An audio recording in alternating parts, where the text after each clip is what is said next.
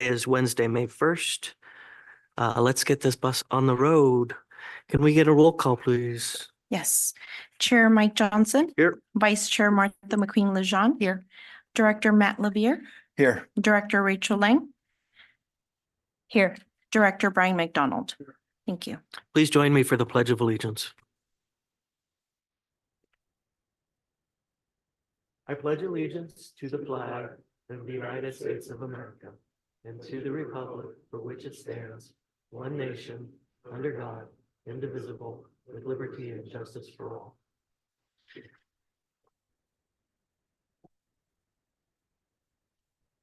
Thank you. So the first thing on our item is the general public comment period. This is the opportunity for anybody who wishes to speak on an item that is not on the agenda. I believe we have one public speaker, Ms. Singleton.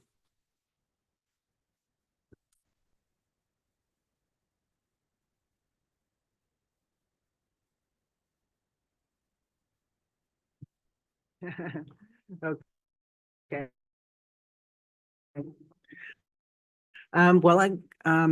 Nice to see you again. I came over here on the 19th from Victoria Woolley, had a good trip, but this time it was less time because I took my e-bike for that last mile to get here. So I want to thank all the staff and the drivers. I love the drivers out there. I don't know what to do, but free fair days, we just had one and I put it on my calendar and then I forgot about it. But then the day I got on the bus, it feels so good. Like, wow, thank you very much. And I want to promote that more. I want to assist. I have no idea what's going on in your agency about what you're doing to promote it. But I just think that I'm trying to get my sister to ride the bus. I texted her, hey, it's free bus day. What about the day before, do a hyper awareness about it? Like the next one's on a Friday, on the May 17th, Wednesday or Thursday, just the flyers to the libraries, do a pitch, walk in there. Hey, it's free bus day Friday. Just the enthusiasm, the energy, 24-hour fitness. When I'm riding around, I don't have my helmet. I forgot it. But when I'm riding around, people ask me about it and they see me lifting the bike on and off. So flyers to like Planet Fitness, all the places, just get a list. And that day, a hyper awareness, libraries, bicycle clubs. I'm sure this is not news to you. I'd be willing to assist and volunteer. And maybe even a huge banner going on the 21 and other buses that go up and down Victoria.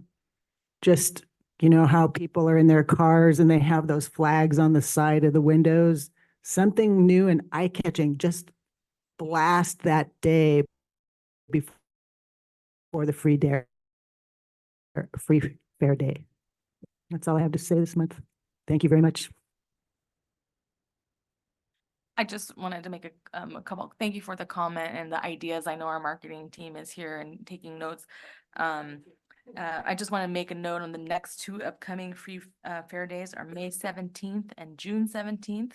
And, thanks to VCTC, I think it's a county-wide effort and we all want to encourage as many people to try transit on those days. So we'll definitely be looking for ways to encourage that as much as possible. And May is also Bike Month. So thanks for riding here to our meeting.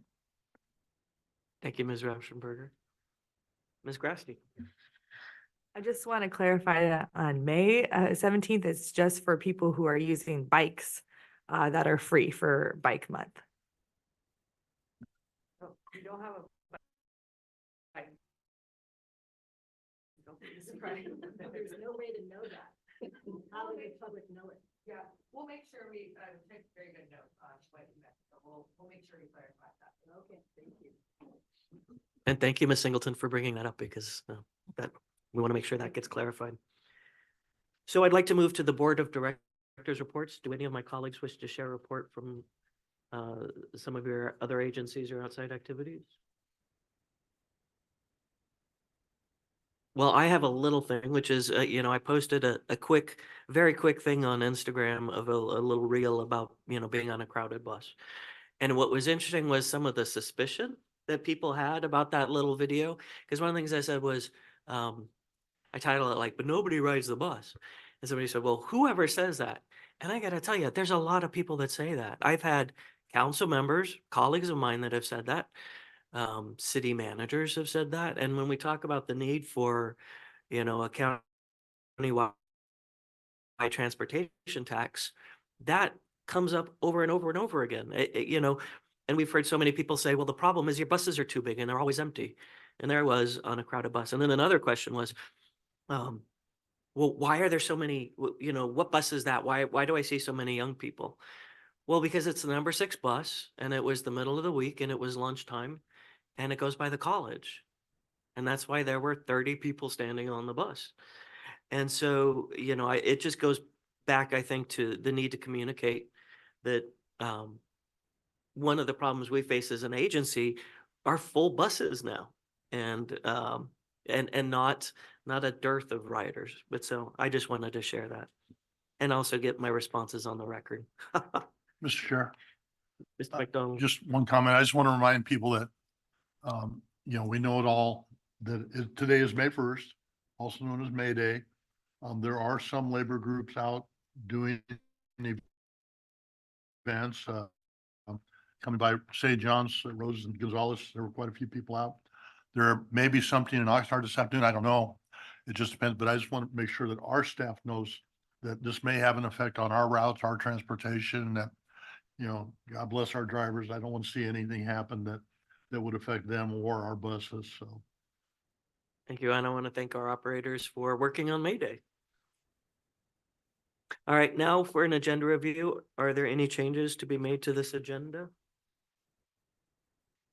No. Moving on, we'll move to our consent agenda. We have 6 items on the consent agenda. Would any of my colleagues wish to ask questions or comments or pull any of the items from the consent agenda? If not, I'll move approval. Second. Thank you. Let us take a vote. Chair Mike Johnson. Yes. Vice Chair Martha McQueen Lejeune. Yes. Director Matt Lavere. Yes. Director Rachel Lang. Yes. Director Brian McDonald. Yes. Thank you. Thank you. And we'll move now to the general manager's report. I'll turn it over to Ms. Rauschenberger. Good morning, members of the board, and for all of you, thank you for joining us today. I want to make a few announcements. First, I want to announce a great commendation we got for a bus operator this month. I want to share with you all, one of our bus operators, 22-year veteran bus operator, Francisco Leon, was commended for saving the life of a passenger. Passenger was riding. The person who was riding with them noticed that they were choking. Francisco safely, stopped the bus, ran to the back of the bus, performed the Heimlich maneuver, was able to, get the passenger breathing again. And, hopefully, it was a good result at the end. So I just want noticing that and taking that action, and commend him for his actions. Yeah, that's definitely deserving a round of applause. I also want to just acknowledge the procurement team and maintenance team, fleet team. They've been working for several months now on a pretty significant procurement process. The procurement for the design, build, construction of the hydrogen station, our zero emissions hydrogen station, which we received a grant from the federal government through the Low-No program to construct. So the RFP was issued. We had several rounds of questions, many questions, site visits, and the deadline for proposals was yesterday. And pleased to report we got 3 bids received by the deadline. So the next step will be for the evaluation team to meet and review those bids, and then to make a recommendation to this board based on the recommended bidder. So we plan to go through that evaluation process over the next few months, and then I think the goal will be in July to bring back a recommendation for consideration. So exciting to have movement on that. And then I also want to note, and Cynthia just brought in here, this month we were awarded the Urban Transportation Agency of the Year by CalAct. CalAct is the coordinated transportation agency for California and represents many transit agencies, many small rural operators. And the reason why we were nominated and awarded was for some of the innovative services that we've provided over the last 2 years, including late night safe rides, our microtransit demonstration, our health zones programs, and the innovative effort to try to meet some of the communities' needs that don't fit into the typical fixed route service, or might fall just outside what the paratransit service typically is provided. So we're very honored to be in receipt of that award. And I want to note in my report, you'll see a photo of Margaret Heath Shoup, who accepted the award on our behalf, along with Christine Fang, our CFO, and Laura Levin, our accounting manager, who attended the award ceremony. So congratulations to all of the gold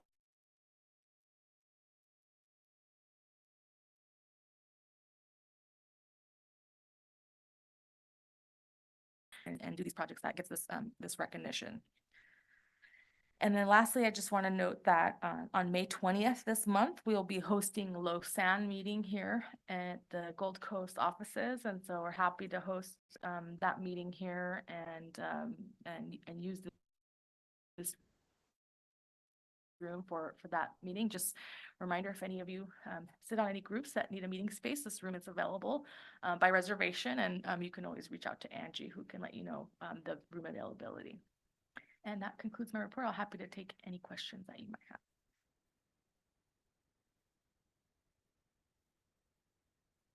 Well, Ms. Rauschenberger, I want to congratulate you on the Urban Transportation Agency of the Year. I think it's important to note it's the largest transit agency in the nation. And so it's a tremendous honor. And I as board president, of course, I get some of the credit. But I'm not surprised, the fantastic work that you and your team have been doing. And so congratulations. It is well earned. All right, we will move now into our formal items. Formal item number 8, receive presentation update on integration of paratransit operations into Gold Coast Transit Districts. And Ms. Rauschenberger will take the lead on this. Good morning. I like being on this side, actually. I feel like maybe we should rearrange some things here. Okay. I wanted to give you all an update on the transition of paratransit services into our facility.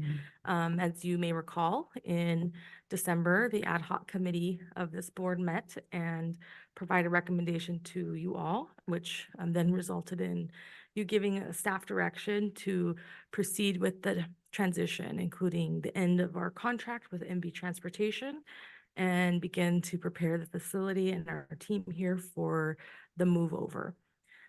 We expect that this transition to take, about a year, but we've pushed ourselves to try to get it done by fall. I think we all like to have things settled before things like open enrollment, the holidays, where we know recruitment can be harder. And so we made a decision to try to push ourselves to get things moving, and we've been working with the MV team to do that. So to date, we've had several meetings with the MV team. We've agreed to a 3-month extension. The contract was initially scheduled to end in July or June 30th. They'll be operating 3 more months from their site. We've also hosted 6 meetings here for MV staff to come and learn about opportunities with Gold Coast. And we've had about 2 rounds of meet and confers with our unions, both the Teamsters and SEIU, as well as internal staff meetings to try to develop the best plan forward. We feel that the existing organizational structure works well. We have a good team here, and so there are certain positions that can absorb, and we can add positions to existing job duty, or not existing job duties, but existing positions that we can add to. So for example, safety and training, by adding one more person to that area, those 3 employees can cover the training. Within Jim's department, our director of operations and maintenance, those sort of things. So we've developed a staffing plan, which we'll review here just momentarily. And that would result in the creation of 4 new job descriptions, and then 5 other job descriptions which are already existing, which would be offered to MV employees. So today, we're recommending 4 new job descriptions of operations manager, DR, which stands for demand response, assistant operations manager, dispatcher reservationist, bus operator for demand response. And these positions would be new positions within Gold Coast. And they would be offered to MV transportation employees who are currently filling similar roles and similar functions. And then there's existing job descriptions, which we aren't recommending to change, but we would be offering positions to. And some of those we have some vacancies in, but some will be adding to the current headcount that we have today. So safety and training supervisor would be adding 1. We would offer that to an MV employee. The maintenance supervisor, we have a vacancy that we would offer. We have a mechanic who would be adding 2 mechanics, which are current mechanics from MV. And then we have a vacancy in our vehicle sanitizer group, which would be offering to a utility worker. If approved, the positions would be offered, and then we would ask, for their interests and confirming they would like to join Gold Coast. And if they do not want to join Gold Coast, then we would proceed with an open recruitment process. And we want to make sure to give ourselves enough time before October to get through that. So we're doing this now because we want to make sure that the pre-employment process, which takes a couple of weeks per person, it has a sufficient time to be done. So the structure of the organization as it is today looks like this. We have primarily changes will be taking place in the operations and maintenance department. The positions there that are circled in black would have some added headcount, which would be offered to MV staff.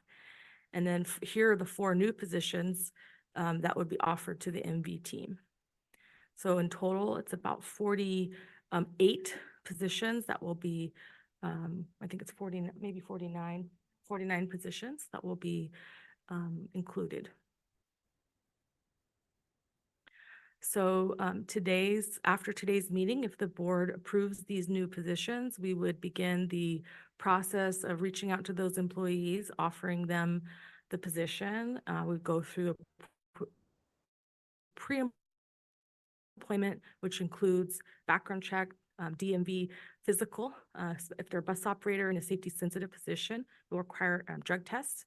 And then we will start to work on preparing the facilities, our circulation plan, that sort of thing. And then what the goal would be to end the contract September 29th. So September 29th, service would be leaving out of, the yard, and then the next day they would be leaving from this yard. And just to let you all know, the fueling is already taking place here.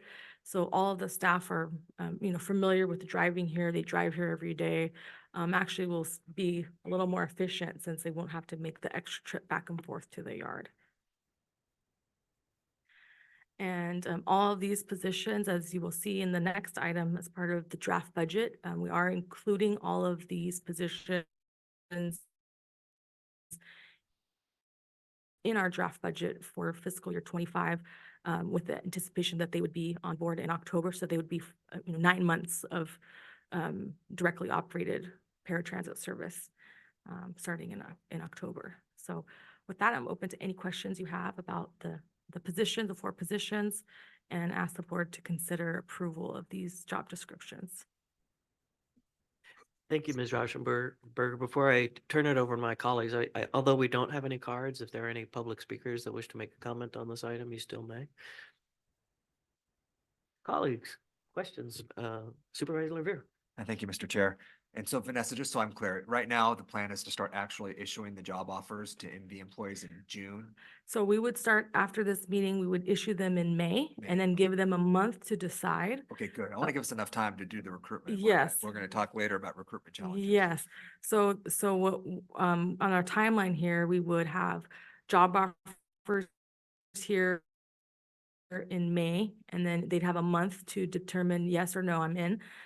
We've set a deadline of June 14th for everyone to let us know, yes, I'm in. If they give us the, signed confirmation they want to join us by June 14th, they would be able to, if their bus operator retain their seniority and, we know they're going to have their benefits start when they start here. Anyone who doesn't give us back a notice by June 14th is going to have to apply just like anyone else, go through the application process. It'll be first come, first serve. So we will be, we need at least 3 months to recruit if we're going to need to. And I will say a very positive sign. I mentioned we have had 6 meetings over, the course of a couple of weeks with the MV employees. And I think about half of the employees have already let us know, signed a letter of intent, meaning they're interested. So that's a good sign. I think half already so far have said yes. We want to come. Great. Okay, thank you. Thank you. Thank you. Other questions or comments? Well, I would like to thank you for all the hard work that is going on behind the scenes. This is clearly an ambitious project, and every time we have these meetings or you and I talk, I'm impressed at how everything is keeping pace, and it really is a testament to how well your team is working on this. If there are no further comments or questions, we have a recommended action to approve the job descriptions of both. I'll move to approve the job descriptions of both. I'll second. And then let us vote. Okay. Chair Mike Johnson. Yes. Vice Chair Martha McQueen Lejeune. Yes. Director Matt Lavere. Yes. Director Rachel Lang. Yes. Director Brian McDonald. Yes. Thank you. Thank you. you. And that Thank you. passes unanimously.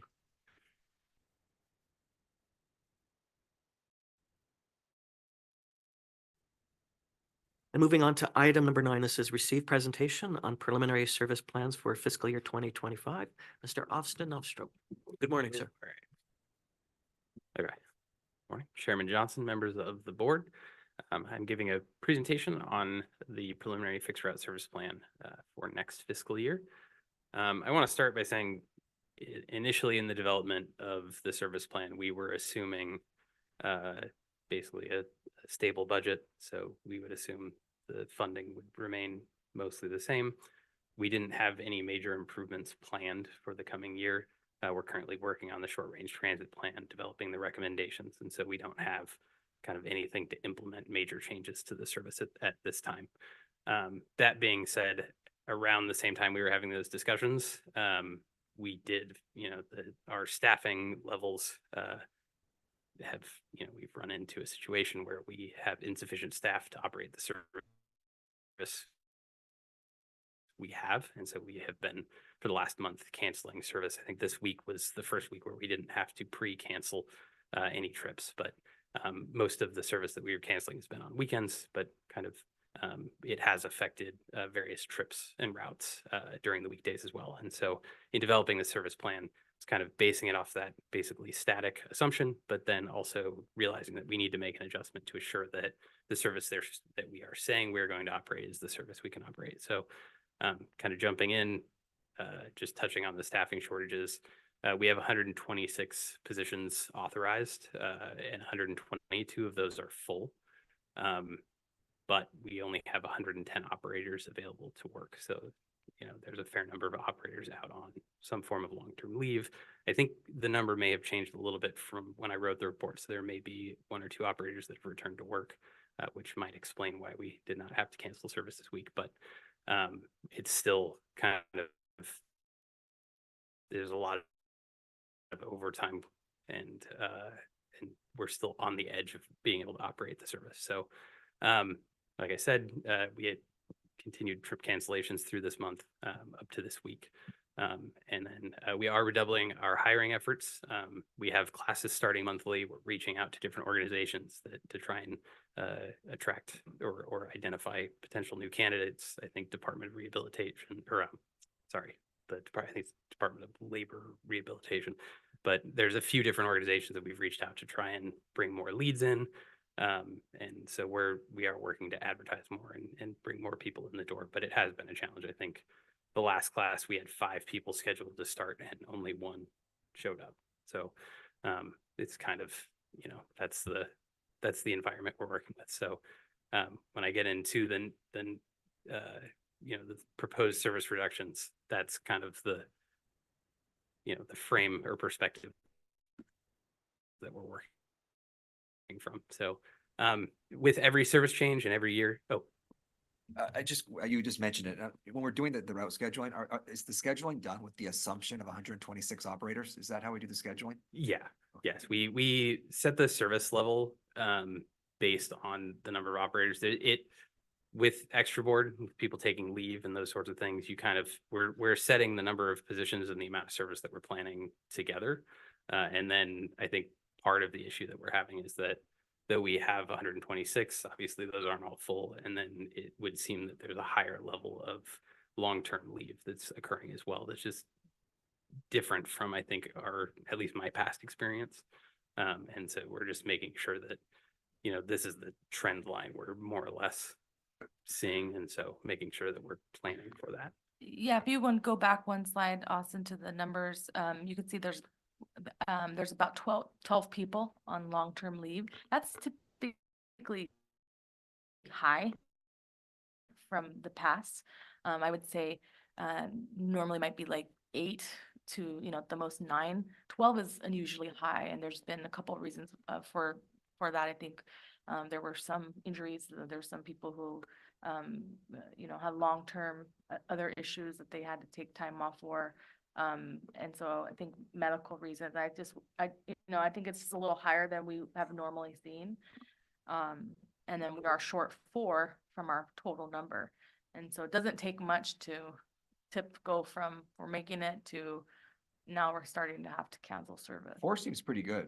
That seems like a pretty Yeah, helpful. we're better than Short we're, Yeah. 2021, but we are still short as far as available to work. That's the difference. And so that's what I think Austin will be describing is scaling back a little bit on what we plan, especially on the weekends, so that we can, make it with our available staff. And then, once we get people back to work and get those positions filled, we'll be able to, operate the service that we plan to. Thank you. Thank you, Mr. Chair. All right. So this is kind of, I think, the easier part, but with each service change, we always assess on-time performance. We look at ridership, look at instances of overcrowding. We look to improve connections within the system. So making sure that, routes at times that are important connect and people can make their way across the system. And so we've done that so far. We've got a lot of feedback from our operators, public feedback, compiled quite a bit of data, did analysis. And so for July, we're planning on making minor adjustments to the listed routes here.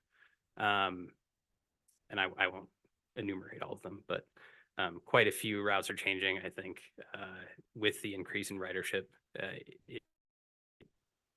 it's necessary that we make adjustments to make sure that the buses can stay on time, because the more riders you have, the more dwell, the more boarding time. And so it just takes longer to run the routes. So we are planning quite a few adjustments for that for July. And that process would occur again in January, but that's something that we will always do as part of each service change. This is kind of the meatier part. So the service reductions that we're proposing reflect about a 1.5% reduction in service hours. And what we're, I think the best way to think of it is in where those reductions are, we were evaluating the current service level and the current ridership and making sure that the resources are allocated more evenly. So we had quite a few schedules or the schedule listed here that were operating on a daily schedule. So they operated basically the same service level every day of the week. The ridership is not the same every day of the week. I think if you look at an average weekday, we're doing about 11,000 passengers, and on a weekend, we're doing about 7,000 to 8,000. So significantly fewer riders are riding on the weekend. So if we are going to make reductions, you want to do those where it'll impact the fewest passengers possible. So basically, we're looking at reducing some service spans on these routes, as well as reducing the frequency on some of the routes. So the 2, 3, and 8 will go to an hourly service from a 45-minute service. The 15 will go from a 45-minute service to an hour and a half, essentially, which is very long. That's longer than we would ideally have it. But the 15 is also our lowest producing route. So that's kind of what guided these reductions. And then the end result, at least in solving the staffing shortages, that each weekend we will have 12 fewer shifts to assign. And so that should make sure that we're in a position where we're not having to cancel service. And then looking forward to July, one is typically, looking forward to January 2025. Typically in January, we try and make the service changes smaller. People are already in their routines for the school year, given particularly how large a percentage of ridership youth are now. It's very important that we kind of maintain that consistency. And so the idea would be to carry the changes from July over into January. We would assess the possibility of restoring the reductions if the staffing levels have improved and the budget allows. We actually got notice yesterday that the SB 125 funding had been delayed, which was funding we were in our budget assumptions assuming would fund, I think it was something like $3.5 million worth of our operating budget. So we would be considering restoring service, although I think not just staffing, but now also funding could be a consideration for that. And then of course we would do all of the normal assessment of on-time performance and ridership and try and make those adjustments. But that concludes my presentation on the preliminary service plan. Thank you so much, Mr. Nostrop. This is a receive and file. We did not receive any cards on this one, but before I turn it over to my colleagues, would anybody that is here care to speak? Councilmember Campos, would you care to make a public comment? Yeah. Thank you.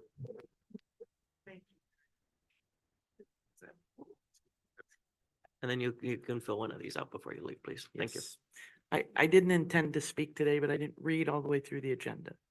And I want to comment about the reduction of rides on the weekend.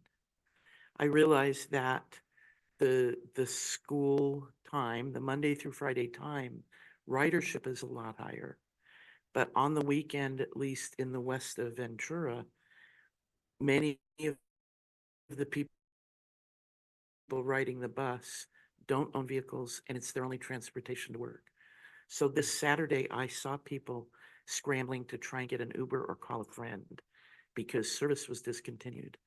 So if there's also a way to get the information better to people if rides will be canceled, you know, the flyers, I know it costs more to print them, but the flyers that you sometimes hang, because on the number 6 bus, I only saw one blue sign posted in front of the wheelchair securement area. It was too small for me to read, but I had a student take a photo.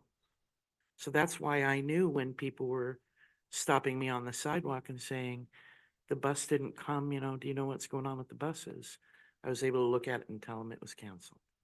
So it might be better to lose some routes during the week than to take away the only transportation that people have for work on the weekend. Thank you. Thank you, Councilmember Campos. So for my colleagues, questions or comments on this report? Director Lang. Yes, thank you. So actually to Councilmember Campos's point, and Austin, you spoke to this and said that that one of the reasons why these routes were chosen is because of the ridership. Do we know if there is there less ridership during the weekends? Have we done those kinds of studies as well?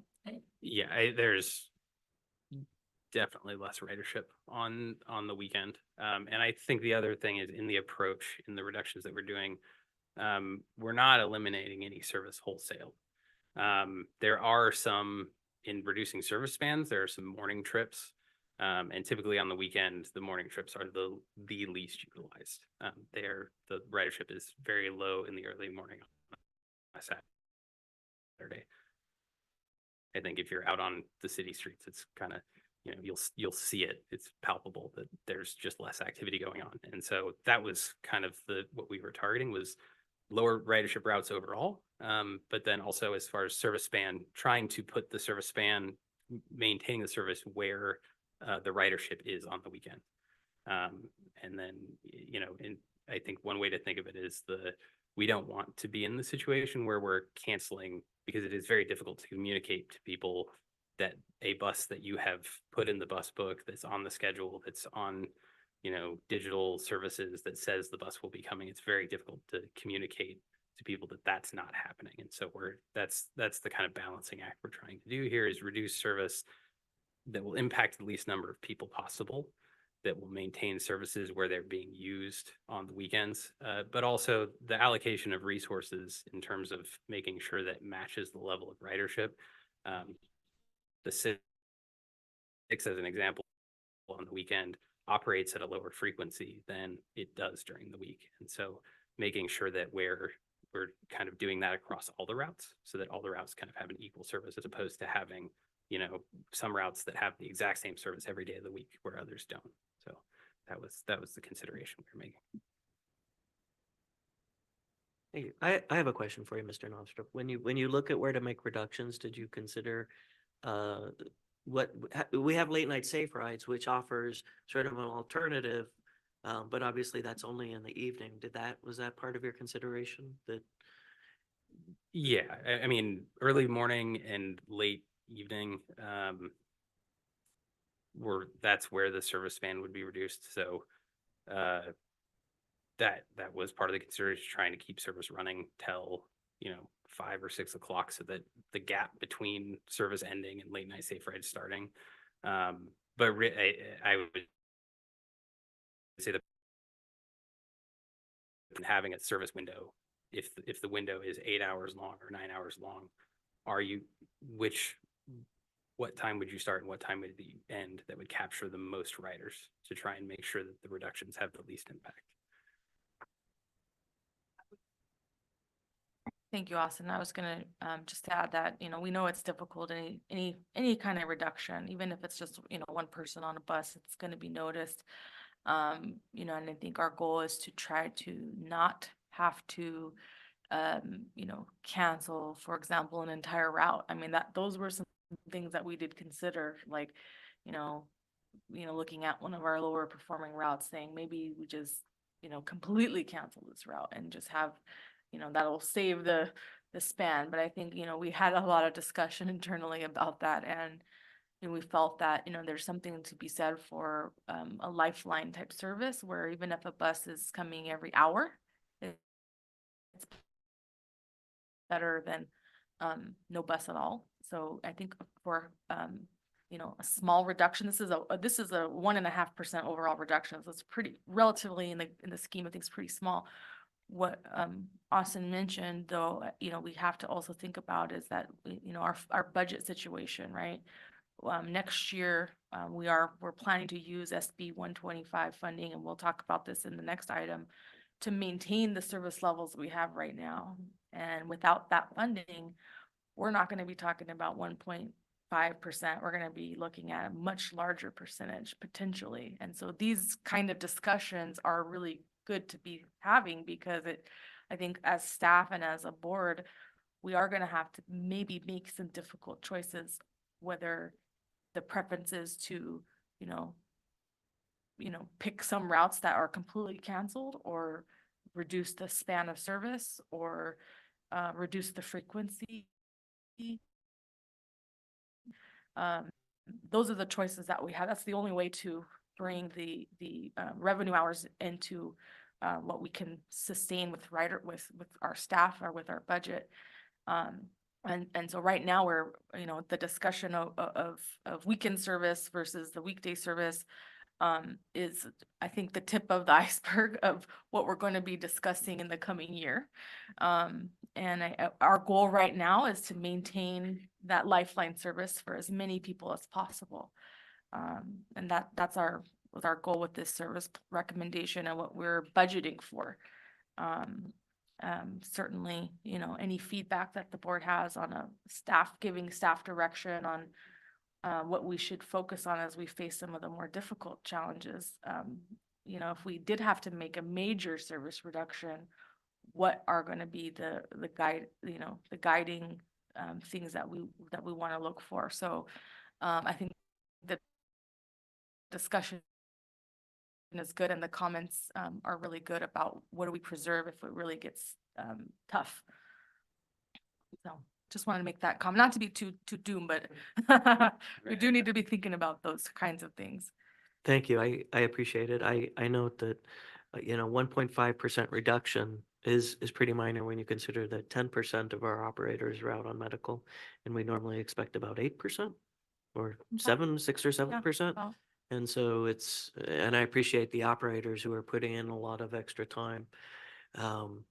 Because some of them, I'm sure, are doing it just as a sense of obligation, making sure that we don't cancel any more service than absolutely required. Director Levere. Thank you, Mr. Chair. And I also mentioned your comment about our feedback. I just want to say, Austin, I appreciate the way you approach this, because rather than, wholesale cancellation of routes, you're looking at ways with the least impact. And, on the weekend routes, it looks like on average, maybe the first bus comes 45 minutes later than it normally would have. And maybe the last route, there's a 30-minute cancellation, an hour cancellation. But so you're talking about the far ends of both time schedules, and based on your research, I'm assuming that's where we have the least riders, so that's what will be the least impact. And I think I should appreciate your approach. And with less operators, it is what it is, and we have to figure out what to do with that. And this is I think you took the right approach. Thank you. Yeah, I would say it's a dilemma. Ideally, I would not be bringing a service plan that, it's not, my goal would always be to bring a service plan where we're expanding or improving service, but we also need to make sure that we can operate, meet our obligations, promises that we're making and putting out the schedule. Thank you. And finally, I will just add that my wife, part of her job, she oversees a team and that provides services, crucial services to the county, crucial services to law enforcement. And they've been having trouble because a couple people are out on leave, and even more people are going out on leave. And essentially, her entire office will not be able to provide those services for perhaps the next month. And this is just how things work, unfortunately. We're not in a position where Gold Coast or the forensic nursing program can overhire. And I really appreciate, again, that our operators do everything they can to cover all the shifts. So thank you, Mr. Nostrom. Thank you, Ms. Rauschenberger. Thank you.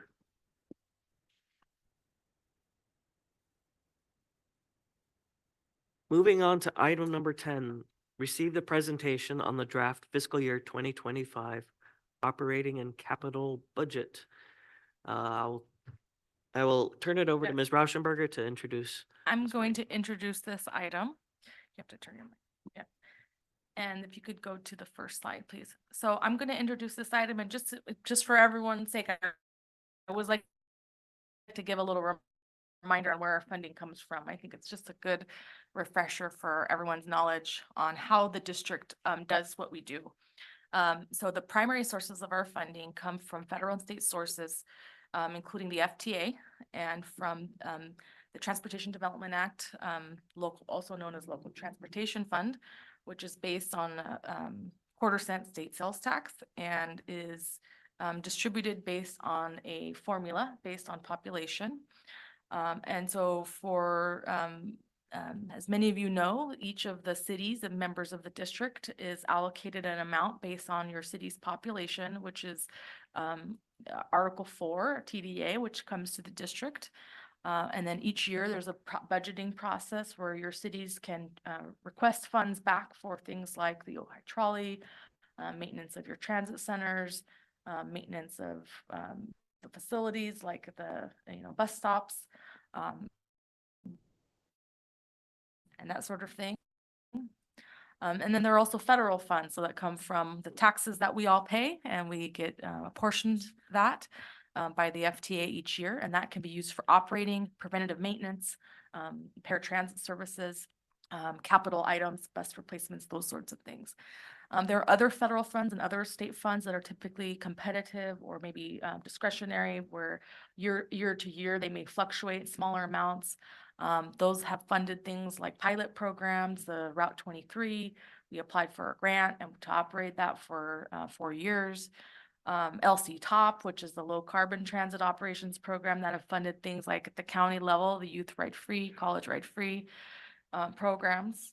And then this year, we'll be using, or planning to use some one-time funding from the state, which is by under SB 125, which allows transit agencies to use transit and intercity rail program funding flexibly to help with budget shortfalls and deficits across the state. And so this year we had planned to use, working with VCTs, we plan to use about 3.5 million of that funding in this year's budget, as we had projected a deficit of a little over 4.5 million. I think through our budgeting and some of our changes, that deficit's down to about 3.5 million right now, which is a good sign. We're able to, with some of the integration of paratransit, bring some of our costs down, but we're still anticipating a deficit this year. I do want to share, we got an email yesterday from the CTA that there's a temporary hold. The money was supposed to be released on April 30th. It was not. But we got an email from the state yesterday that the governor's office has placed a temporary hold on release of those funds. We've heard they're possibly going to be released July 1st, just after the end of the fiscal year, which we're optimistic about. But until we actually get those funds released, that's creates some uncertainty for us in our budgeting. And then we also get funding for fares. This year, one of our big changes will be enacting a fare increase. So we'll be increasing our fares to $2. And then we get a small amount of revenue from advertising, signs on the bus, inside the bus, things like fuel credits. And then some new programs we're starting this year, which is fuel for municipal operators. So we're working with the city. I think we'll start to see that pick up this year. But that just gives you a picture of where the majority of our funding comes from. And so a lot of the times we're really dependent on the economy, what the taxes are for that year. And so we have to plan our services around what funding we're going to get. You all know Ventura County does not have its own source of funding for transportation. We don't have a sales tax or a property tax or anything like that here that many other counties have.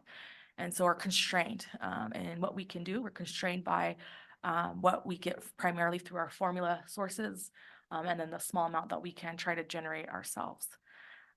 So with that, I wanted to share, we are working with VCTC, and we are hopeful that there'll be some kind of certainty by the time we bring this back as a final budget next month on the SB 125, so that we can move forward with our service plans for fiscal year for starting in July. As I mentioned, we want to make sure to maintain as much service as possible, but if the governor's budget is going to be delayed longer, we may have to come back with some revisions to what we've presented today to match what the funding actually is going to be. So with that, I'll turn it over to Christine. We'll walk you through the budget, and we'll open up any questions that you have through this. All right. I'm gonna mention about how we develop our process. In the March, we try to gather all the information from all the department to project our future budget. In April, we have a present to the board for our assumption already. And right now, we present to the draft to the board. In the June, July, we have a final budget to present to you and also have a public hearing for that. In our fiscal year 2025, our operating budget is $38.4 million. That included new employee. We're gonna bring back in-house for the paratransit service. Also, we try to maintain our weekday service level, decrease a little bit, just mention about that on weekend. We try to use all the available funding, such as the local funding, state funding, and for federal funding. We use the $3.5 million for the SB 125 to cover our budget deficit.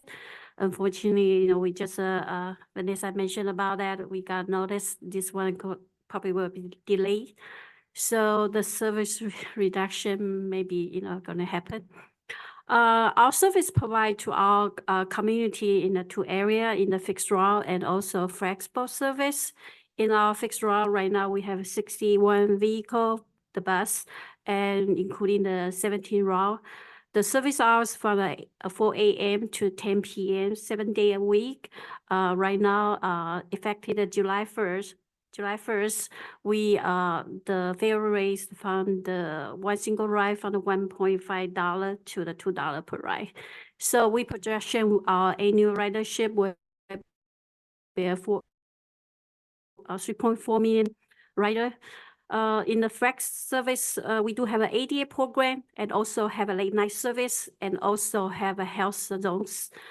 We do have a 28 paratransit vehicle. Service are again the same, from actually it's not the same as fixed route. It's from 4 a.m. to 12 a.m. 7 days a week, $4 per ride right now, but they have a different program, so the price is a little bit different. We project, in the fiscal year 2025, 120 annual trips. We talking about right now in this this table, you can see our operating revenue, local funding for the TDA location is $20.5 million. For the federal assistance, it's $8.7 million. State, this including the 3.5 SB 125 funding, we project $5.8 million. Passenger fare, with the change of fare increase, we project $2.1 million. Paratransit special fare is $384,000. Advertising income, $300,000. Non-operating transportation revenue, we project almost $700,000. This is for our funding source. The next one, we're talking about how we spend that. The expense budget, in the wage salary, $14.4 million. Benefit for the employee, $11.2 million. Material and supplies, including the fuels, $3.6 million. Utility, $450,000. Casualty and liability, slightly increased, $1.3 million. Miscellaneous, such as some different type of fee, promotion program, training, travel, business meeting is almost $500,000. And also we have a non-operating budget, such as our debt service bond payment. That's a fixed amount, $1.3 million. And also we have 5-member transit need that it's projected to $2.8 million. So right now we try to balance our funding source with our funding use. So the total is $38.45 million. Our final budget, this one is including, it seems like a 3.4% increase from our current year, fiscal year 2024. The major factor is, we decrease our contract service, paratransit service in-house. So we go to end the contract on the September 28th this year. And also, we project our fixed route weekend service level decrease 1.5%. Salary and benefit increase because we increased our 41 employee. We're going to be in the house for the demand response. And COLA and merit increase. We do have Teamster MOU. It's in place for the new fiscal year is 4.5% increase. The SEIU right now is still under the negotiation. And also we have administrative salary, new salary table. We're going to implement in July 1st, 2024. Increase the utility and also the liability insurance and also the increase for our member transit need. This one is a layout with the change with our current year approved budget for our staffing, our employee, and the change you have is 49 employee. The total we propose for the fiscal year 2025 will be 249 employees. Okay, the member agency transit funding, they use the member funding transit service. Also, Oxnard, Ventura Transit Center maintenance, Kana Royal Shuttle, and East County Transit Alliance. Also, the bus stop maintenance. The total funding requested by the member agency for the transit need this year, upcoming year is $2.87 million. This slide is comparison from the previous year, current year, and the fiscal year 2025. The change for the local operating revenue, we have a 19% increase. TDF money decreased 6.3%. Federal funding decreased 13%.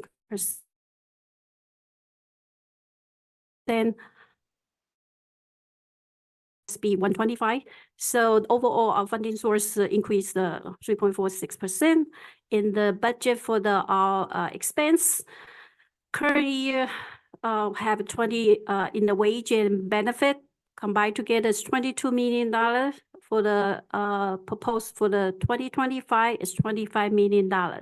So the increase because we increase at 49 employee.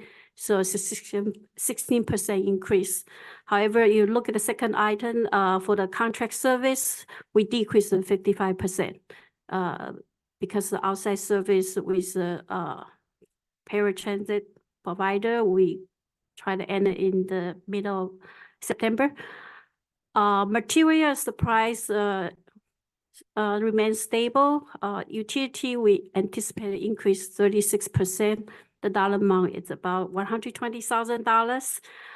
Casualty increase to 9.6%. Miscellaneous, we try to decrease a little bit, in some areas, so 16%. So total operating, expense, we anticipate a 2% increase.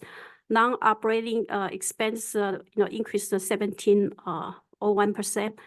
It's for the bond payment and also the 5 member their transit need. The capital project, I'm going to turn over to the general manager to explain for our future our fiscal year 2025 capital plan. Great.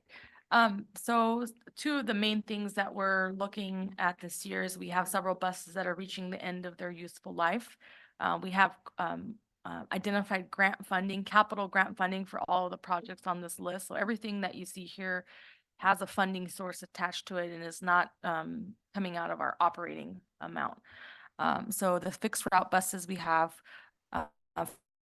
5 on order, should be delivered this summer. We have some CNG demand response vehicles that will be replaced since with the smaller minivan. You'll see that later in the presentation. And as I mentioned earlier, we'll also be starting the hydrogen fuel station project, which we look to be awarding this summer. And then we have some smaller projects, some supervisor vans and camera systems that we are looking to replace. We're still working on this budget. I think after we prepared the report, we had some internal meeting with our maintenance department. So we want to make sure that the amounts that we have here and the grants associated with them match what our plan is. And so we'll be working to update this and bring back a final, but these are generally the projects that will be undergone in the coming year.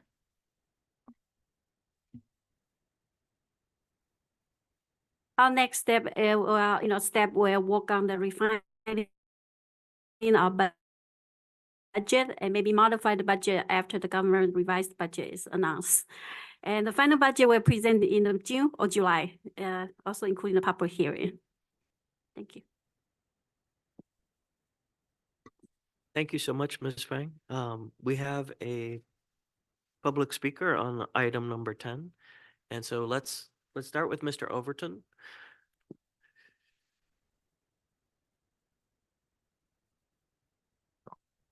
Good morning, Board. My name is Doug Overton. I'm an operator here at Gold Coast Transit. Just for clarity, in the past, I've addressed the board as a shop steward. My current position does not include that part of the title. So don't tie this with any of the negotiations or representations, directly with SEIU. My concerns are very similar and appear to be repetitive. We seem, in my opinion, be at the point where we want to figure out how we are by default constrained in our budget for the majority of our money for gifts from the government, for lack of a better term. But there are things that we can do. We started quite some time ago with the project over at 301. Believe 6 or 8 months ago, I came before the board and asked about progress on that. And I remember even Mr. McDonald saying, yeah, we haven't heard anything about that. Those are processes that, granted, aren't going to fund our entire operation, but there are things that we can do in our control to reduce our expenses and not have to reduce our service or our employee positions. The other is solar.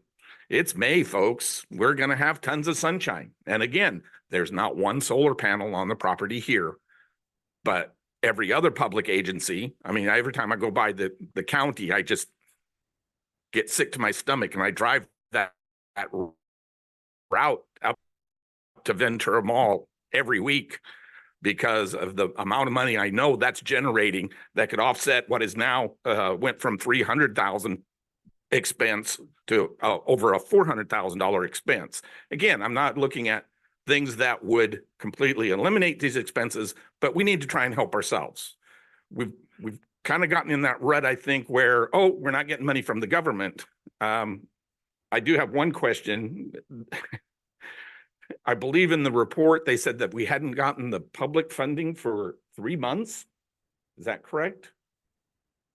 I would have to, there was a comment, I think, in the budget item that the FTA funding hadn't been done for. That one is for the federal grant. We use the reimburse purpose. Every month we got the quarterly, expense. Then we use the expense claim for the federal funding. So that's kind of delayed. It's not really the. Okay, so we have claimed money but not received it from the federal government yet? We haven't claimed that. We claim every 3 months, every quarter. So that means, your previous two months, you are not able to see until the end of the quarter. Okay. That helps. I was wondering why we weren't pursuing 3 months worth of funding is where I was going with that. And then the other thing that I would like to bring up with the funding, we've talked a lot about the new operations for our my old school training, dial-a-ride funding, our late night access and so forth, which is wonderful. Those are the new bright, shiny tools that are out there to help the community. And yet we seem to be painting over the old building, the buses, and trying to reduce those buses when there is some foundation and structural support that needs to go into those systems. And we'll talk a little bit more about that. I can do it now if you'd like, because we did have a lot of comments about drivers and operations. When I was hired we had much smaller operations and I was driver 134. Okay, so I think their 126 is very slim margining. My concern here is the efforts that are put forward to recruit and retain drivers. We have seasoned drivers leaving, and we have the few new hires that we managed to get leaving. We have a number of new hires who are already looking for jobs and leaving. One of the main concerns of this is a 6-day work week for our new hires. I don't know about you folks, you all have public organizations with lots of employees. Are any of those people required to work 6 days a week?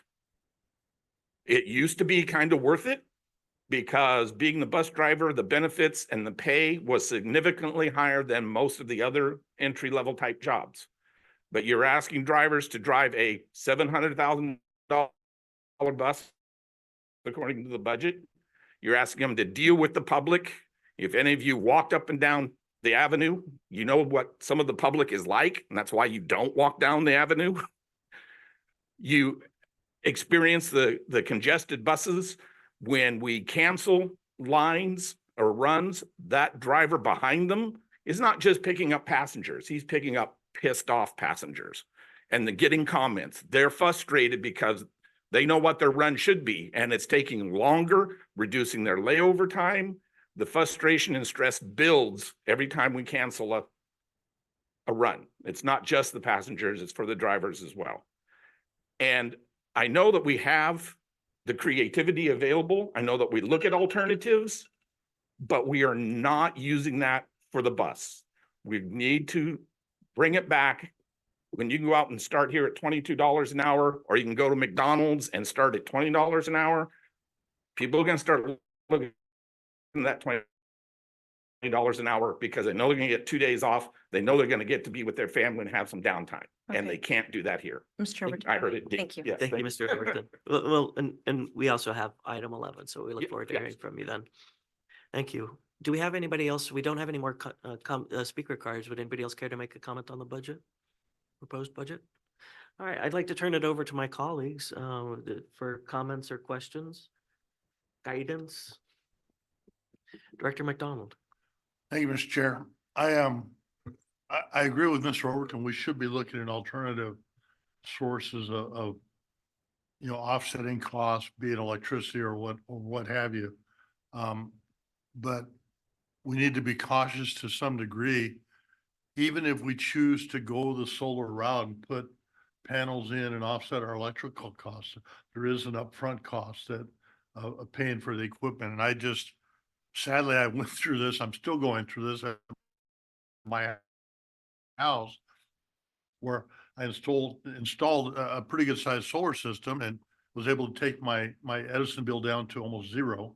But the upfront cost was pretty phenomenal that I ended up having to finance. So even as an agency, I don't disagree with going that route, but we have to make sure we chart it out efficiently so that we don't end up spending more at the beginning and taking 30 years to amortize a loan to get our money back. But I would say that I guess I'm disappointed in the state of California in that they promise us money at a certain time frame, then all of a sudden, and we went from an $11 billion surplus a year and a half, 2 years ago to now a $20 billion negative, somewhere in that area.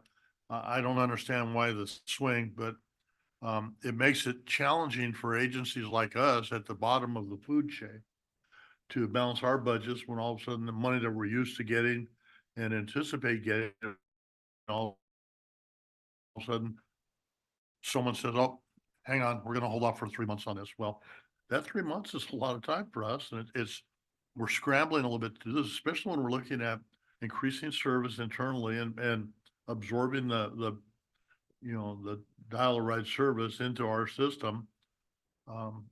It's going to be a challenge. I think we can get through it, but it is probably not going to be pleasant. So, but thank you, Mr. Chair. Thank you, Director. Ms. Rauschenberger? Yes, and then just thank you, Doug, for your comments and your passion about, finding other ways to, bring money to the district. I think that's something that we are working on, and I just want to make a comment. We did, include the upfront cost for the solar panels in the SB 125 funding package, which was approved, that is now delayed. And so I think once that funding is released, that is a project we will be able to now undertake. And, you know, I think we're on the same page as far as wanting to reduce the cost of the energy to power this facility is pretty significant. Secondly, I think on the 301 property, I think I'll bring back an item next month to give you all an update on where we are with that. I mentioned to the board as part of my performance review and also as part of just, you know, discussions that there's a transit facility operated on a property in downtown Oxnard, and there was some contamination of the soils under the ground. And so there's a cleanup process involved that is now we're working through the cleanup plan with the Department of Toxic Substance Control, State of California. It's quite a lengthy process, but we want to make sure that whatever entity we turn the property over to develop for housing, that the soil is clean for, you know, people who live there. And so we have to, it's a time-consuming process to work with the state. There's only one state agency. I think they take about 3 months to review any email that you send over. No offense to the state staff there. I know they're working hard, but it is a lengthy process. And so that is the phase that we're in right now, is going through that process. But that is on our long-term horizon as a potential source of revenue. But those alone aren't still enough to really get to the root of the issue, is, you know, a long-term funding source for transportation, which the county, again, I think had tried several times, and I hope will try again to get passed, because I think it's something that we could really benefit from. The communities we serve could benefit from a longer term solution. So, but thank you for the comments. Thank you. Other comments? I wanted to add a couple things. You know,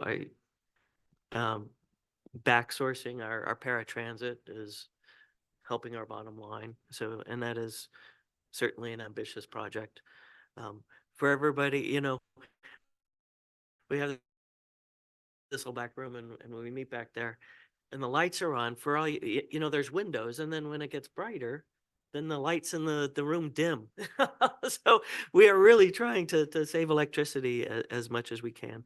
I encourage this board to consider whether, you know, at some point, some sort of tax among the member agencies would make sense. Understanding, though, that would then make it harder, most likely, to bring another municipality onto Gold Coast. And so I don't know that there's an easy answer for that. And to answer your question, Mr. McDonald, you know, the state relies so heavily on sales tax and income tax, and especially capital gains tax. And that's why California has the biggest swings of all the different states. And it's unfortunate because transportation, it gets short shrift, and it seems like to be one of the first places that they cut. But I appreciate the wonderful report, and we look forward to seeing this come back to us in May and hearing more about SB 125 solar panels in the 301 building. Sure, over there. Oh, no, CTC. and you know, while Claire is here, I really want to say just how appreciative we all are for the support of the county, especially with the youth ride free. You know, that is a model for transit agencies. I think the state should move towards a youth ride free program, because when we talk about some of the long-term structural issues, the hardest person to get on a bus is somebody that's never been on a bus. And we are now building bus ridership, and these are people that will be comfortable taking a bus, will be comfortable moving into an apartment that doesn't have 2 parking spaces, will be comfortable living in a city where they can get by with 1 car and riding a bus and taking Uber and taking Metrolink, and it's, you know, it's changing that habit. And I think Ms. Rauschenberger is a planner. You know, we can plan for the infrastructure, but you've got to bring the horse, You gotta make the horse thirsty if you want it to drink. I don't know. I'm trying. Okay, moving on to item number 11. This is consider approval of the Second Amendment to Employment Agreement between Gold Coast Transit District and Vanessa Rauschenberger, the general manager. And this is from Mr. DeBon. Is Mr. DeBon on the line?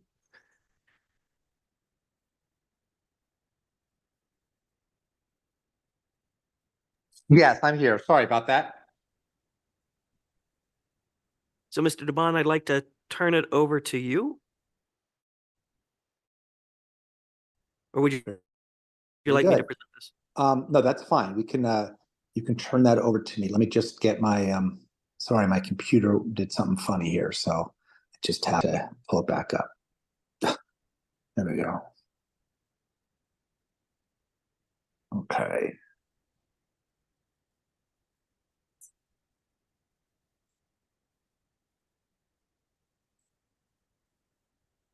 So, yes, the board met in closed session at the last board meeting to discuss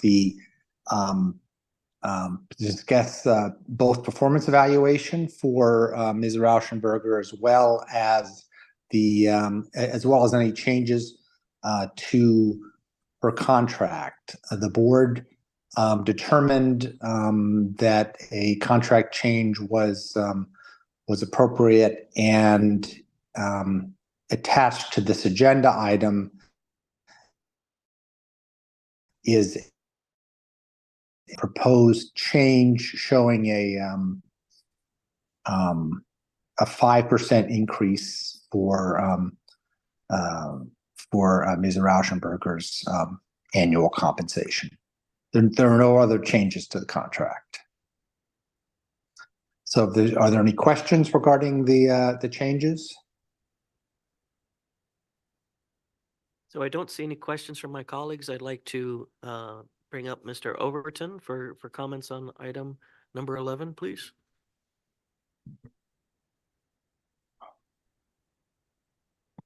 There we go. So, yeah, that's on. Okay. Again, for all the reasons that we've discussed, I would encourage the board to not give the raise or give it at a reduced amount. There are a number of things that are going well at Gold Coast. I will be happy to admit that. I look forward to them and I support a number of them. But there are a number of problems that are still existing that have no resolution, that have no time frame as when they're going to resolve themselves. We're reducing services. We're having problems maintaining and attracting employees, and those, well, basically everything, unfortunately, Vanessa, is the responsibility of the general manager. And I feel there are too many open issues in a bad budget situation, and that we would be sending the wrong message, not only to the public, but especially to our employees, that we're giving a significant increase in dollar amounts when we're looking at reducing everywhere else. Thank you. Thank you, Mr. Overton. Ms. Singleton, would you care to make a comment? Thank you. You know, after hearing all what is going on, I can't say it any better than this gentleman, but my heart, I'm an ex-Teamster myself with the United Parcel Service for 11 years. And my heart is always going to be with the frontline drivers and providing the service that this agency exists for. So I definitely feel to postpone that. I'm sure it's well-deserved, but postpone that decision, or not right now. Thank you, Ms. Singleton. All right, my colleagues, Director Levere. I think Ms. Rauschenberger is doing an exceptional job. I think she's, since she took over 2 years ago, year and a half, we gave you a lot of challenges that we wanted you to overcome. I think you're doing an exceptional job leading this agency, and I would move approval. Second.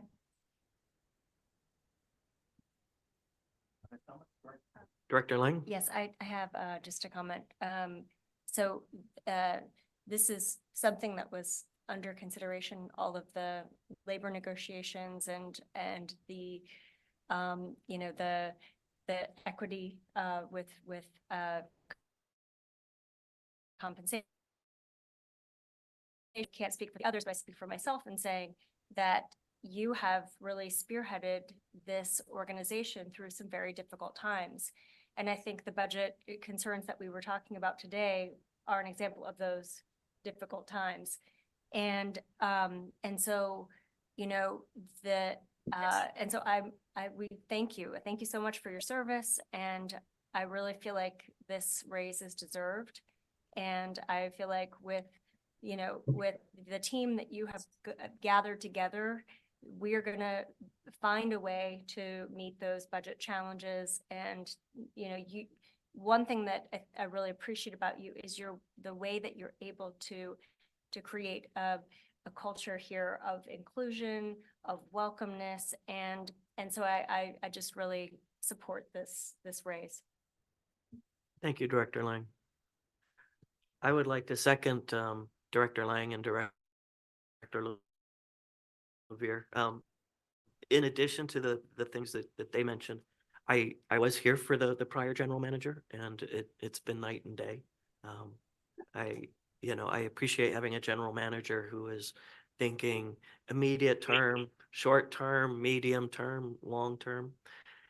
And when we look specifically at backsourcing the paratransit, that is an ambitious project. That is a lot of work that has to be done.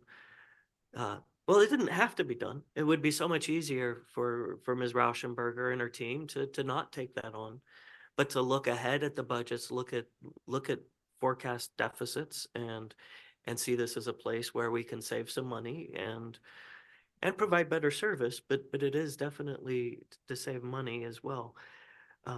So we have that going on, and for me, and it's thank you also to Ms.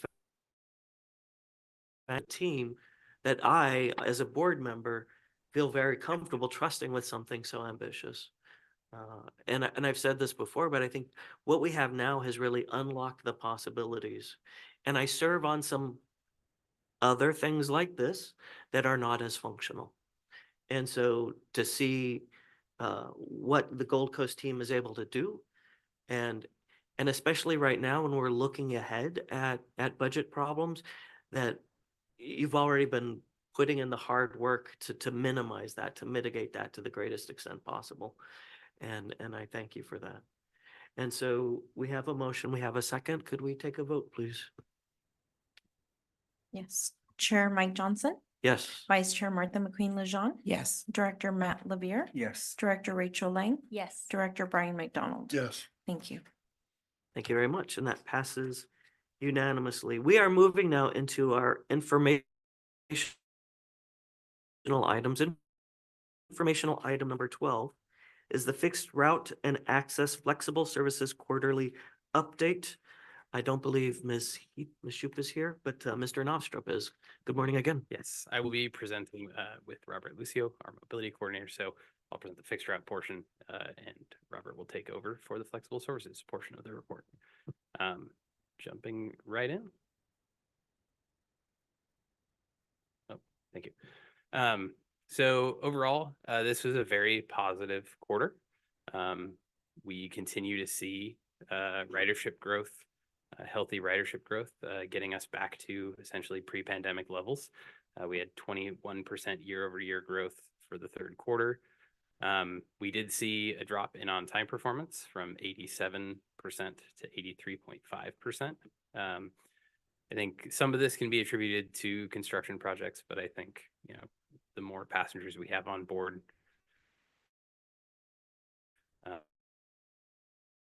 will slower the travel. So we're continuing to work to adjust those. And then the routes with the highest ridership growth continue to be those that operate at the highest frequencies. So again, I won't list them all, but those routes listed there all operate at half-hour or less frequency. And so that's where we're seeing the bulk of the growth. Also, Youth Ride Free continues to drive the ridership growth with youth now accounting for a solid third of all rides taken during this quarter. Should say third quarter, that's my bad. But I think we would be remiss to say that the growth is not outside of that as well. Youth rides accounted for about 40% of the growth year over year, with the other 60% coming from all other categories. So it's not just the youth ride free program. We're seeing a general return of passengers, but it is the youth ride free program is also still huge. So.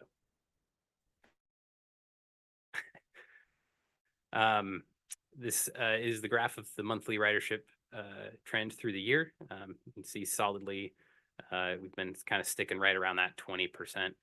We normally see, depending on kind of the winter weather that we have, a drop in January, February, March, depending on how much rain we get. But it looks like the trend was pretty consistent so far this year. And then to give the historical context, I bring back the ugliest slide I ever made.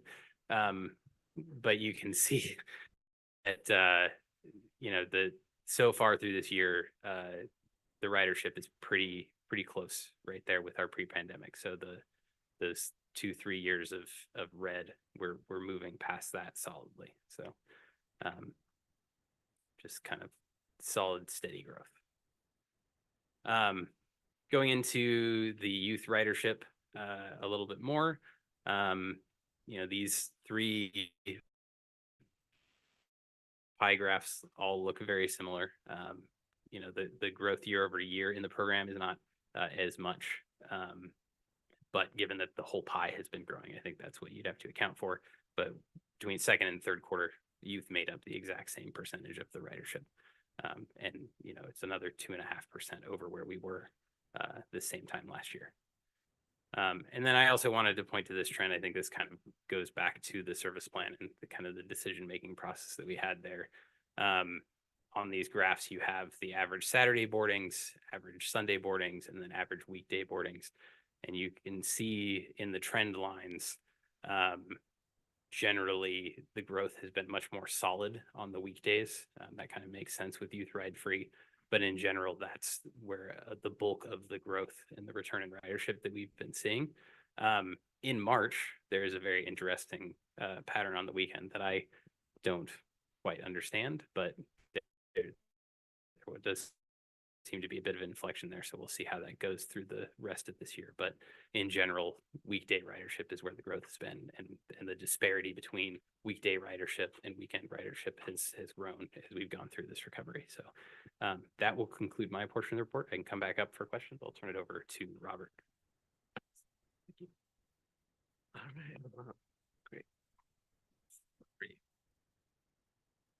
Yeah, I will be providing the flexible services quarterly report update.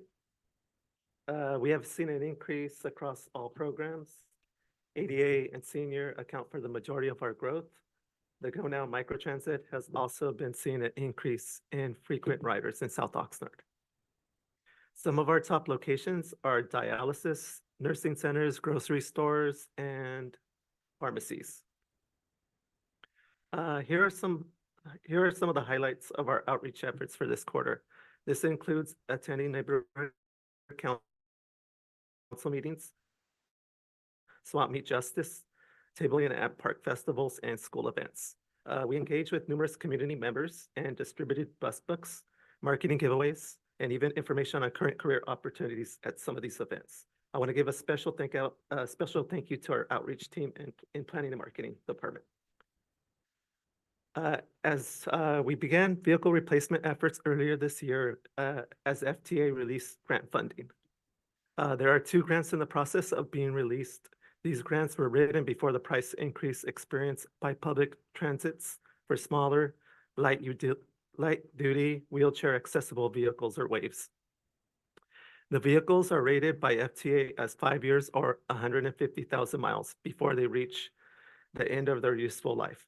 GCTD's fleet is comprised of 27 vehicles, with 23 having reached this milestone. 4 vehicles have been ordered and will be in service by the end of this calendar year. Once the by the VCTC, we are prepared to immediately order another 4 vehicles. GCTD is also waiting on the state of California to approve a grant amendment request to purchase up to 3 additional vehicles, which is anticipated to happen later this month. Staff continues to seek funding to replace vehicles as necessary, and we want to highlight the superb maintenance work of our partners at MV, led by Justin Frank, their maintenance manager.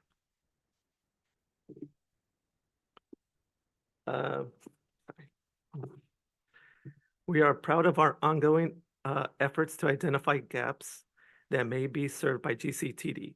Our efforts this year include the supportive housing transportation program. Staff will begin later this year in collaboration with the staff at Mercy House.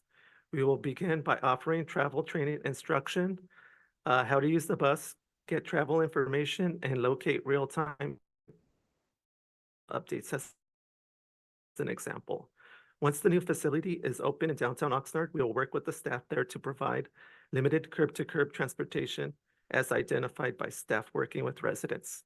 The Sunrise service is an extension of the successful Late Night Safe Rides program. GCTD's fixed route service may not begin operating early enough, making it difficult to get to work in the early morning hours. The Sunrise service will bridge that gap for our passengers. This will also provide data for our fixed route planning team to determine where additional services may be suitable to plan in the future. Finally, AB 2043 is making its way through the California Assembly. If approved, this bill would make it much easier for public transit agencies like GCTD to seek reimbursements for eligible trips provided to individuals seeking medical care. This bill is sponsored by our colleagues at San Diego MTS and supported by both the CTA and CALAC.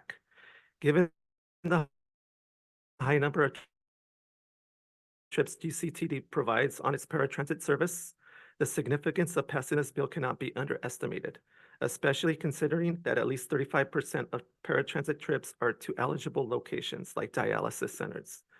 This concludes our presentation. We will be happy to answer any questions you may have. Thank you. Thank you. What I'd like to do, I'd like to turn it over for questions and then open it again for public comments, if that's all right with my colleagues. Do you have questions? I think maybe we could start with Mr.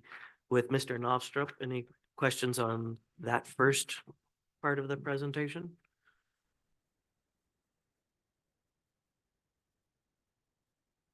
No?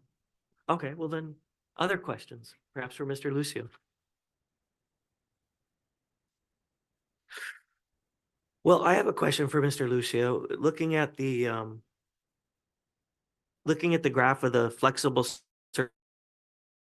service monthly boardings, we see a huge increase. And what is your sense on why we've had such a big increase?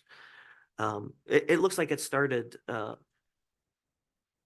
spring of last year.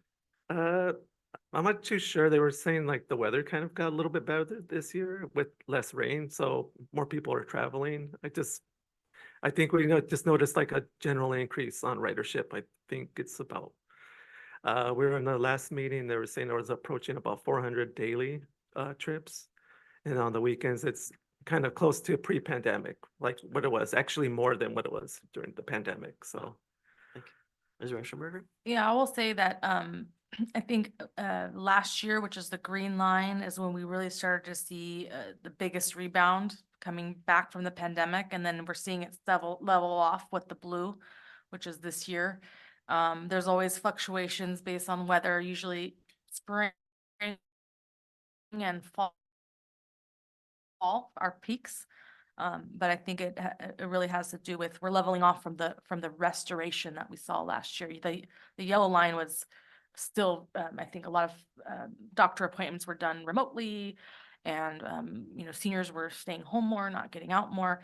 I think we really saw in the spring of 2020, 2023, that was the year I think people started to come out more, and so that reopening, translates to more rides on our service, more requests for rides.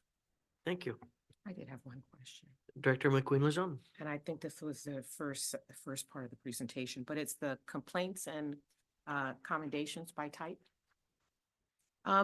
So can you just share with us, I know that GCTD in the past, and I know you still are tracking complaints. So 2 questions. Can you tell us what were the complaints, were the topic of the complaints for the driving complaints and then passed by? So there's those two categories kind of broadly. Driving complaints can be either from a passenger who's on board, who's concerned about, maybe how hard the driver is stopping, or, turning, or, just comfort complaints. They can also come from drivers outside. So if a driver were to, say, pull out into traffic and cut someone off, that would go into that category. Sorry, what was the second The category? second one was pass-bys. I know what that is, but there's an increase from the last third quarter. Pass-by complaints, yeah, I mean, as far as why the increase, I did not look into you did look in into detail that. as to exactly why, but generally it pass-by complaints will occur. One is if like route cancellations can, I think, result in it's more an increase in pass-by because the person is reporting that like their bus never came, sort of a thing. But then the other thing is just, it might be that it was dark out. And, if you're operating in the dark, I don't think that would be necessarily consistent with this quarter, but with, rain and stuff. Right. Is it the intent to go back and see what they were, what the quotes were? Normally, so the complaints will go through kind of two processes. They'll go to our operations manager.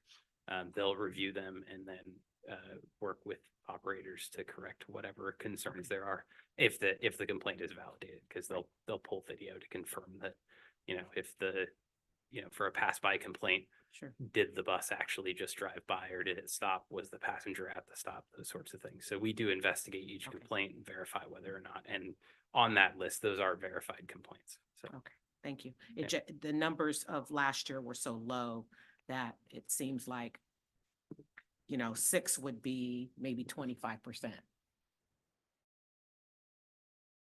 You know what I mean? One way to look at that too is if your ridership has gone up 20%, Okay. potentially the complaints would follow. Got it. You kind of hope not, but That's true. it's possible. All right, So- thank you. Thank you. And I will just add that I've seen people be passed by because I've been on a full bus where not everybody can get on. And I don't know if it's a bigger problem, but certainly, when you have an impacted system, sometimes our drivers, I would say, they're really trying to hit their mark, and it can be a situation. I've been on a bus where somebody, we were passing the bus stop right about the time that the voice was saying what the next bus stop was. And that's, somebody really trying, I think, to meet their schedule so that somebody doesn't miss a transfer. And those are just unfortunate realities with on some of the situations. Thank you, Mr. Knopfstrom. Thank you. I'd like to invite if anybody, members of the public, would like to make a public comment on these things. Oh, it's so fascinating. No? Okay. Okay, Ms. Singleton.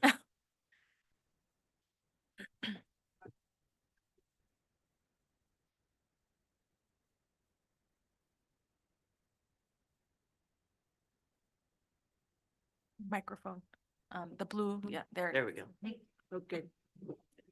I've called in, meaning to give compliments, probably half the time. And then the other half of the 15 or so since I moved here in September were frustration, not taking a breath before I called. I know the drivers have rules, pulling away from Ventura Transit Center, even if they're still in the parking lot. They can't open the door and let me jump on, and, things like that some drivers do.